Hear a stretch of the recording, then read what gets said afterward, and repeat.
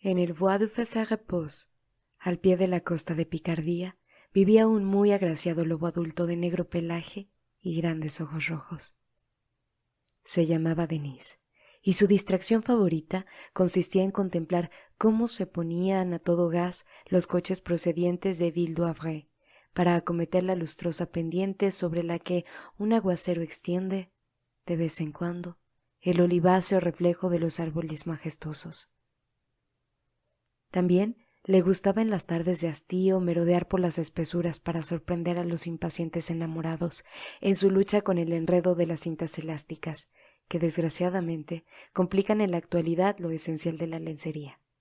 Consideraba con filosofía el resultado de tales afanes, en ocasiones coronados por el éxito, y meneando la cabeza se alejaba púdicamente cuando ocurría que una víctima complaciente era pasada, como suele decirse, por la piedra. Descendiente de un antiguo linaje de lobos civilizados, Denis se alimentaba de hierba y de jacintos azules, dieta que reforzaba en otoño con algunos champiñones escogidos, y en invierno, muy a su pesar, con botellas de leche birladas al gran camión amarillo de la central. La leche le producía náuseas, a causa de su sabor animal, y de noviembre a febrero maldecía la inclemencia de una estación que le obligaba a estregarse de tal manera el estómago. Denis vivía en buenas relaciones con sus vecinos, pues éstos, dada su discreción, ignoraban incluso que existiese.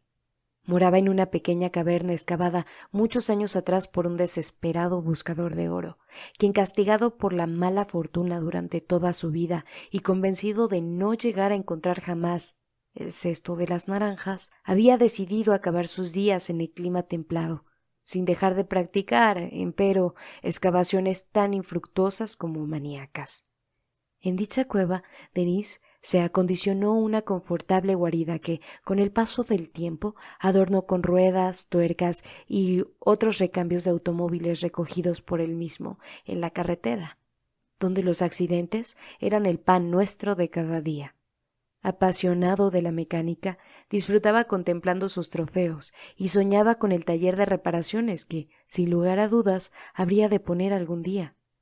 4 bielas de aleación ligera sostenían la cubierta del maletero utilizada a manera de mesa. La cama la formaban los asientos de cuero de un antiguo Amilcar que se enamoró, al pasar de un opulento y robusto plátano, y sendos neumáticos constituían marcos lujosos para retratos de unos progenitores siempre bien queridos. El conjunto armonizaba exquisitamente con los elementos más triviales reunidos en otros tiempos por el buscador. Cierta apacible velada de agosto, Denis se daba con parsimonia su cotidiano paseo digestivo. La luna llena recortaba las hojas como encaje de sombras. Al quedar expuestos a la luz, los ojos de Denis cobraban los tenues reflejos rubíes de vino de Arbois. Aproximábase ya al roble que constituía el término ordinario de su andadura, cuando la fatalidad hizo cruzarse en su camino al mago de Siam, cuyo verdadero nombre se escribía Etienne Pamphlet, y a la diminuta Lisette Cachot, morena camarera del restaurante Groneille, arrastrada por el mago con algún pretexto ingenioso a las Fosses-Repos. Lisette estrenaba un corsé obsesión último diseño, cuya destrucción acababa de costar 6 horas al mago de Siam, y era a tal circunstancia a la que Denis debía agradecer tan tardío encuentro. Por desgracia para este último, la situación era en extremo desfavorable. Medianoche en punto. El mago de Siam, con los nervios de punta y dándose en abundancia por los alrededores, la Consuelda, el Licópodio y el conejo de Albo que, desde hace poco, acompañan inevitablemente los fenómenos de licantropía, o mejor dicho, de antropolicandria, como tendremos ocasión de leer en las páginas que siguen. Enfurecido por la aparición de Denis que, sin embargo, se alejaba ya tan discreto como siempre, barbotando una excusa, y desencantado también de Lisette, por cuya culpa conservaba un exceso de energía que pedía a gritos ser descargada de una u otra manera.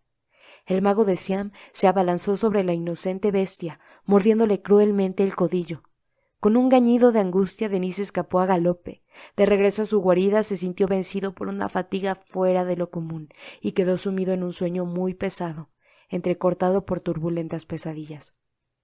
No obstante, poco a poco fue olvidando el incidente, y los días volvieron a pasar tan idénticos como diversos.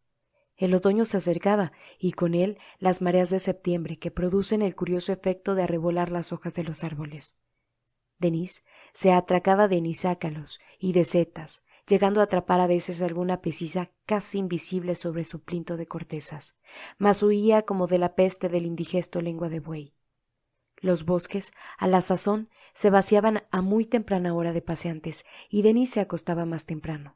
Sin embargo, no por esto descansaba mejor, y en la agonía de noches entreveradas de pesadillas se despertaba con la boca pastosa y los miembros agarrotados. Incluso sentía menguar paulatinamente su pasión por la mecánica, y el mediodía le sorprendía cada vez con más frecuencia amodorrado, y sujetando con una zarpa inerte el trapo con el que debía haber lustrado una pieza de latón cardenillo. Su reposo se hacía cada vez más desosegado, y a Denise le preocupaba no descubrir las razones. Titiritando de fiebre y sobrecogido por una intensa sensación de frío, en mitad de la noche de luna llena despertó brutalmente de su sueño. Se frotó los ojos, quedó sorprendido del extraño efecto que sintió y a tientas buscó una luz. Tan pronto como hubo conectado el soberbio faro que le legase algunos meses atrás un enloquecido Mercedes, el deslumbrante resplandor del aparato iluminó los recovecos de la caverna. Titubeante, avanzó hacia el retrovisor que tenía instalado justo encima de la coqueta, y si ya le había asombrado darse cuenta de que estaba de pie sobre las patas traseras, aún quedó más maravillado cuando sus ojos se posaron sobre la imagen reflejada en el espejo. En la pequeña y circular superficie le hacía frente, en efecto, un extravagante y blancuzco rostro por completo desprovisto de pelaje, y en el que sólo 2 llamativos ojos rufos recordaban su anterior apariencia. Dejando escapar un breve grito inarticulado, se miró al cuerpo y al instante comprendió la causa de aquel frío sobreacogedor que le amenazaba por todas partes. Su abundante pelambrera negra había desaparecido. Bajo sus ojos se alargaba el malformado cuerpo de uno de estos humanos de cuya impericia amatoria solía con tanta frecuencia burlarse. Resultaba forzoso moverse con presteza. Denise se abalanzó hacia el baúl atiborrado de las más diferentes ropas reunidas según el caprichoso azar de la sucesión de los accidentes. El instinto le hizo escoger un traje gris con rayitas blancas, de aspecto bastante distinguido, con el cual combinó una camisa lisa de tono tallo de rosa y una corbata burdeos. Cuando estuvo cubierto con tal indumentaria, admirado todavía de poder conservar el equilibrio que en absoluto comprendía, empezó a sentirse mejor, y los dientes cesaron de castañarle. Fue entonces cuando su extraviada mirada vino a fijarse en el irregular y espeso montoncillo de negra pelambrera, esparcido alrededor de su lecho, y no pudo impedir llorar su pérdida de apariencia. Hizo, empero, un violento esfuerzo de voluntad para serenarse, e intentó explicarse el fenómeno. Sus lecturas le habían enseñado muchas cosas, y el asunto acabó por parecerle diáfano. El mago de Siam debía ser un hombre lobo, y él, Denise, mordido por la alimaña, acababa de convertirse recíprocamente en ser humano. Ante la idea de que debía disponerse a vivir en un mundo desconocido, en un primer momento se sintió presa de pánico.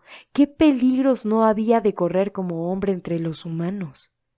La evocación de las estériles competiciones a que se entregaban día y noche los conductores en el tránsito de la Côte de Picardie le anticipaba simbólicamente la atroz existencia a la que, de buena o mala gana, sería preciso adaptarse.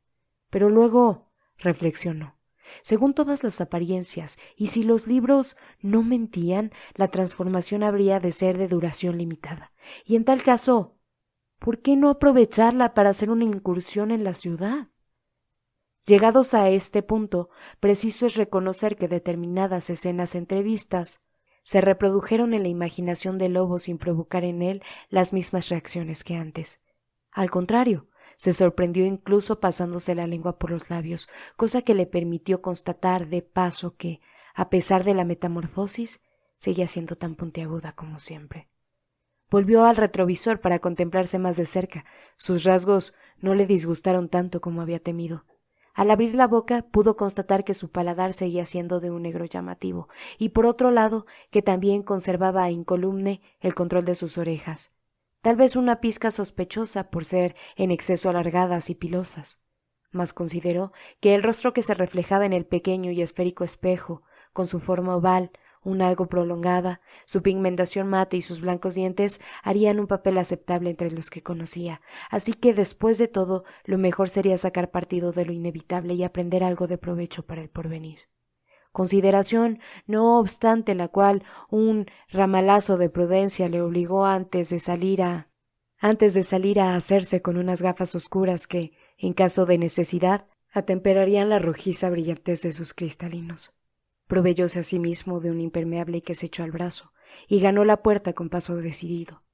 Pocos instantes después, cargado con una maleta ligera y olfateando una brisa matinal que parecía singularmente desprovista de fragancia, se encontraba en la cuneta de la carretera, alargando el pulgar sin complejo alguno al primer automóvil que divisó en la lontananza. Había decidido ir en dirección a París, aconsejado por la experiencia cotidiana de que los coches rara vez se detienen al empezar la cuesta arriba, y sí, en cambio, cuesta abajo, cuando la gravedad les permite volver a arrancar con facilidad. Su elegante aspecto le reportó ser rápidamente aceptado como acompañante por una persona con no demasiada prisa, y confortablemente acomodado a la derecha del conductor, se dispuso a abrir sus ardientes ojos a todo lo desconocido del vasto mundo. 20 minutos más tarde se apeaba en la plaza de la ópera. El tiempo estaba despejado y fresco, y la circulación se mantenía dentro de lo decente. Denise se lanzó osadamente entre los tachones del asfalto y tomando el bulevar caminó en dirección al Hotel Scribe, en el que alquiló una habitación con cuarto de baño y salón. Dejó su maleta al cuidado de la servidumbre y salió acto seguido a comprar una bicicleta. La mañana se le fue en un abrir y cerrar de ojos. Fascinado, no sabía bien hacia dónde pedalear. En el fondo de su yo experimentaba sin lugar a dudas el íntimo y oculto deseo de buscar un lobo para morderle, pero pensaba que no le resultaría demasiado fácil encontrar una víctima, y por otro lado quería evitar dejarse influenciar en demasiado por el contenido de los tratados. No ignoraba en absoluto que con un poco de suerte no le sería imposible acercarse a los animales del Jardín des Plantes, pero prefirió reservar tal posibilidad para un momento de mayor apremio. La flamante bicicleta absorbía en aquel momento toda su atención.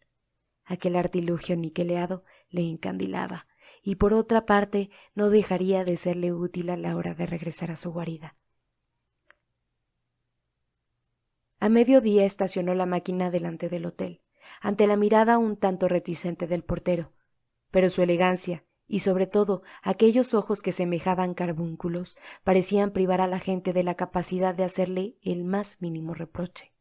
Con el corazón exultante de alegría se entretuvo en la búsqueda de un restaurante. Finalmente eligió uno, tan discreto como de buena pinta. Las aglomeraciones le impresionaban todavía y, a pesar de la amplitud de su cultura general, temía que sus maneras pudiesen evidenciar un ligero provincianismo. Por eso pidió un sitio apartado y de diligencia en el servicio. Pero lo que Denise ignoraba era que precisamente en ese lugar de tan sosegado aspecto se celebraba, justo aquel día, la reunión mensual de los aficionados al pez de agua dulce rambulletiano. Cuando estaba a medio comer, vio irrumpir de repente una comitiva de caballeros resplandecientes de tez y joviales maneras que, en un abrir y cerrar de ojos, ocuparon 7 mesas de 4 cubiertos cada una. Ante tan súbita invasión, Denise frunció el ceño, mas como se temía, el maitre acabó por acercarse cortésmente a la suya. «Lo siento mucho, señor», dijo aquel hombre lampiño y cabezón, «pero ¿podría hacernos el favor de compartir su mesa con la señorita?» Denise echó una ojeada a la zagala, desfrunciendo el ceño al mismo tiempo. «Encantado», dijo incorporándose a medias. «Gracias, caballero», gorgojeó la criatura con voz musical, voz de sierra musical, para ser más exactos. «Si usted me lo agradece a mí», prosiguió Denise, «¿a quién deberé yo agradecérselo?» «Se sobreentiende». «A la clásica providencia, sin duda», opinó la monada, y a continuación dejó caer su bolso, que Denise recogió al vuelo. «Oh», exclamó ella, «tiene usted unos reflejos extraordinarios». «Sí», confirmó Denis. Sus ojos son también bastante extraños, añadió la joven al cabo de 5 minutos. Los veo parecidos comentó Denis. A granates, concluyó ella. Es la guerra, musitó Denis. No lo entiendo. Quería decir, explicó Denis, que esperaba que recordasen a Rubís, pero al oír que solo ha dicho granates, no he podido por menos que pensar en restricciones, concepto que, por una relación de causa o efecto, me ha llevado acto seguido al de la guerra. ¿Estudió usted ciencias políticas? Preguntó la morenita. Le juro que no volveré a hacerlo. Le encuentro bastante fascinante, aseguró llanamente la señorita que, entre nosotros, lo había dejado de ser muchas ya más veces de las que pudiera contar. De buena gana le devolvería el piropo, pero pasándolo al género femenino, expresóse Denis. Salieron juntos del restaurante. La lagarta confió al lobo convertido en hombre que no lejos de allí ocupaba una encantadora habitación en el hotel de Passepartout de plata. ¿Por qué no viene a ver mi colección de grabados japoneses? Acabó susurrando al oído de Denis. ¿Sería prudente? Inquirió éste. ¿Su marido, su hermano o algún otro de sus parientes no lo vería con inquietud?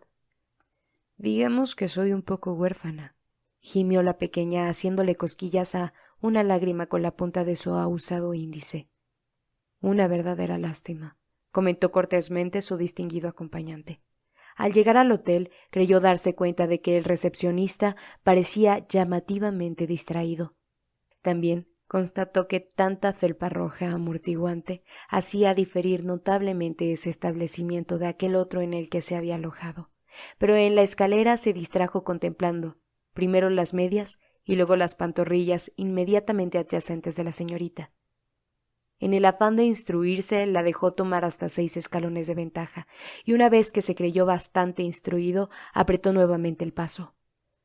Por lo que tenía de cómica la idea de fornicar con una mujer, no dejaba de chocarle, pero la evocación de Fausse-Repose hizo desaparecer finalmente aquel elemento retardatario, y muy pronto se encontró en condiciones de poner en práctica con el tacto los conocimientos que en el añorado bosque le entraban por la vista. Llegados a determinado punto plugo a la hermosa reconocerse a grito satisfecha, y el artificio de tales afirmaciones mediante las cuales aseguraba haber llegado a la cúspide, pasó inadvertido al entendimiento poco experimentado en ese terreno del bueno de Denis. Apenas si comenzaba éste a salir de una especie de coma bastante distinto de todo cuanto hubiese conocido hasta entonces, cuando oyó sonar el despertador.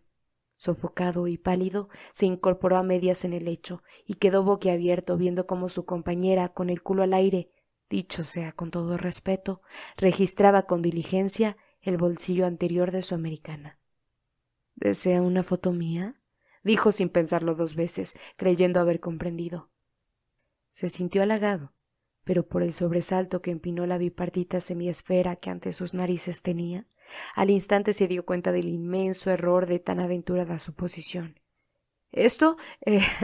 Sí, querido mío —acabó por decir la dulce ninfa, sin saber muy bien si se le estaba o no tomando la cabellera. Denis volvió a fruncir el ceño, se levantó y fue a comprobar el contenido de su cartera. —Así que es usted una de esas hembras cuyas indecencias pueden leerse en la literatura del señor Mauriac —explotó finalmente—. Una prostituta, por decirlo de algún modo. Se disponía ella a replicar, y en qué tono, que se cagaba en tal y en cual, que se lo montaba con su cuerpo serrano, y que no acostumbraba a tirarse a los pasmados por el gusto de hacerlo.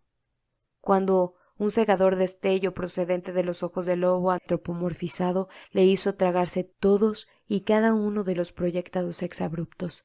De las órbitas de Denis emanaban, en efecto, 2 incesantes centellas rojas que, cebándose en los globos oculares de la morenita, la sumergieron en una muy curiosa confusión. —Haga el favor de cubrirse y de largarse en el acto —sugirió Denis. Y para aumentar el efecto tuvo la inesperada idea de lanzar un aullido. Hasta entonces nunca semejante inspiración se le había pasado por las mientes. Mas a pesar de tal falta de experiencia, la cosa resonó de mera sobrecogedora.